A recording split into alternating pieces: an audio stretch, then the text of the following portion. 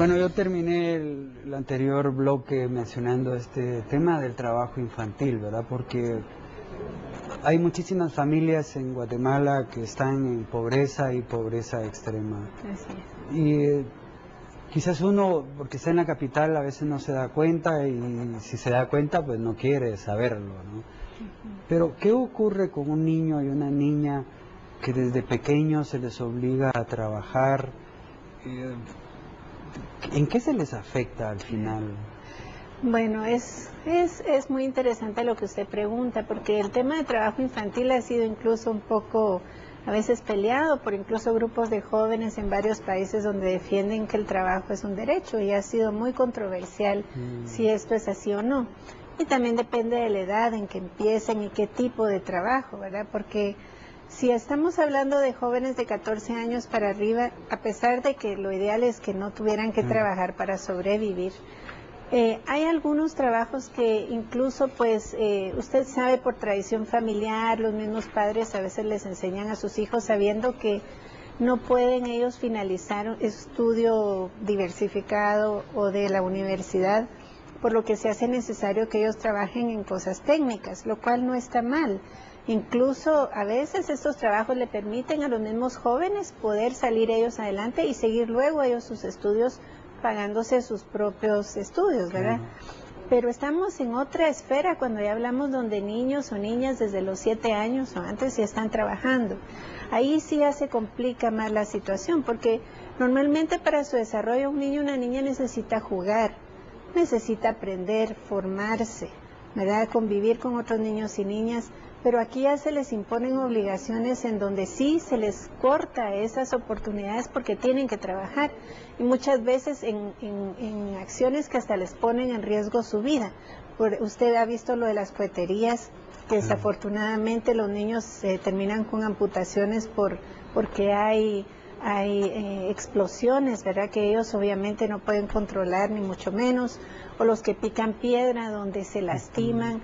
Ese tipo es completamente prohibido, y realmente es fuerte las organizaciones de derechos humanos de la niñez que eso se debe abolir. En el caso de las niñas, el problema es que es más en casa, entonces ni siquiera es considerado trabajo, aunque trabajen hasta 12 o 14 horas seguidas, y no se le considera como un trabajo, pero es un trabajo doméstico, donde a veces se le requiere, tal vez no es tanto en sí el trabajo, sino lo que implica, por ejemplo, una niña tiene que caminar al río para lavar, y cuando hace esto, primero carga cosas muy pesadas que a veces no puede, se pone en riesgo en el camino que cuando va la puedan violar, porque por ser niña ya es vista como un objeto sexual en la comunidad en donde pueden abusar de ella. Y también sufrir algún accidente, pero como son niñas y en el campo usted no ve que andan con supervisión, y por eso pasan muchos accidentes, que también a los niños obviamente, ¿verdad? Pueden ahogarse, etcétera. Es un ejemplo. O si no, pues pueden sufrir quemaduras si se ponen a hacer ciertas cosas con el fuego en la cocina, donde no se les instruye qué cosas tienen que hacer. Entonces, sí podemos ver que hay muchos riesgos, y no solo por el trabajo en sí, sino que lo que les limita por estar trabajando, que ya no pueden ellas desarrollarse en otras áreas, porque es su obligación cuidar a sus hermanos, por ejemplo. Doctora, la violencia, ¿cómo afecta a las niñas? Sí, ese tal vez es uno de los temas que más preocupa a los niños y a las niñas. Nosotros hemos hecho consultas comunitarias, y la niña y los niños son muy simples en decirle las cosas, ¿verdad? Cuando incluso con dibujos, niños pequeños, a ellos les preocupa la violencia intrafamiliar, cuando ven a sus padres golpear a sus madres. A ellos les preocupa el alcoholismo, ¿verdad? Donde ven a sus padres, incluso los dibujan así a un señor bolo tirado enfrente de la casa con sus dibujitos. Pero en el tema de violencia, desafortunadamente, se está volviendo muy agresivo eso. Y creo que lo más triste es que no solo se da en la familia, sino también en la escuela. En la escuela hemos visto casos donde maestros desafortunadamente han abusado sexualmente de las niñas en los mismos baños de la escuela. Y a veces eso es causa también de que dejen la escuela, porque las niñas después ya no quieren ir. Incluso mencionaba una compañera, y es cierto, el otro día, solo el hecho de que no hayan, por ejemplo, un baño para niños y niñas, Eso va a ser una gran diferencia porque las niñas saben que en el baño les pueden abusar, entonces después ya no quieren ir a la escuela. Pero no quiero volver la escuela negativa, también puede ser muy positiva en el sentido de que si una niña es abusada en la casa, el maestro o la maestra es una de las primeras personas que puede detectarlo y puede ayudar y tener la confianza de esa niña para esto.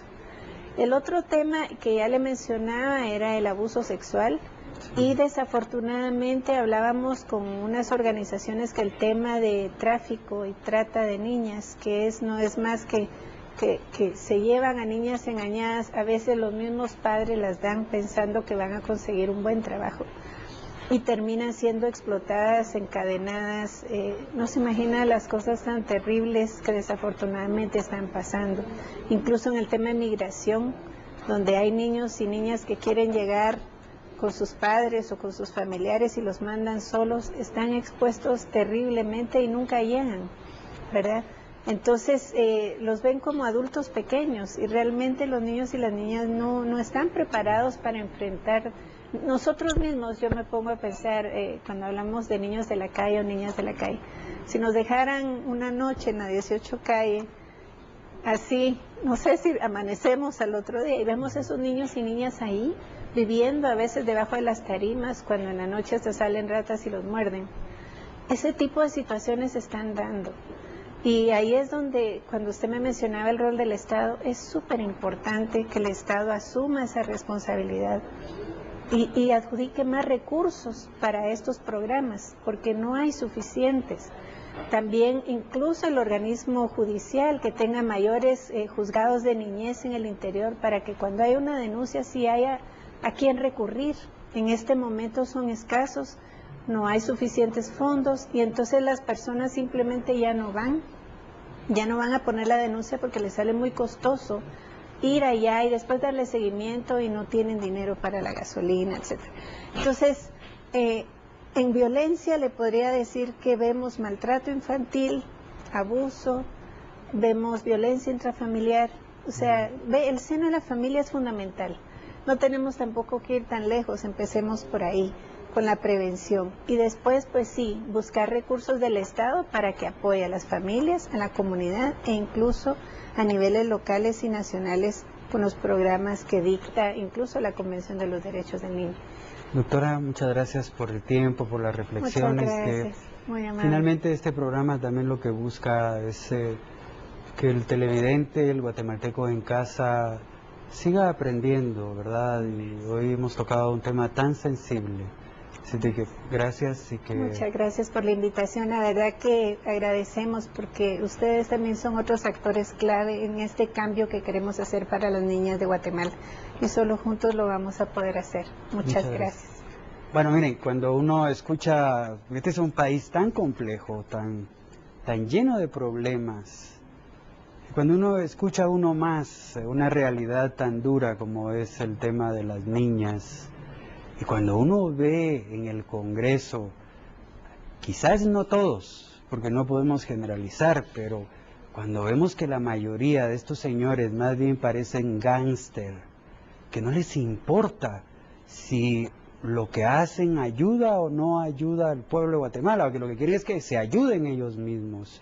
Cuando uno se entera de los millones que corren allá adentro, de los sobres que se le entregan a cada diputado para que vote a favor o en contra de una ley sin darse cuenta que Guatemala realmente está así por ellos, porque nunca se han preocupado por solucionar, aunque sean las pequeñas cosas. Y miren, cuando uno habla de corrupción, cuando uno escucha esos millones que se han robado, solo trasladémoslo, porque ya las cantidades ya uno ni las controla, pero traslademos eso a salud, educación, vivienda, carreteras, escuelas, que ese dinero pues ha ido a parar a esos bolsillos.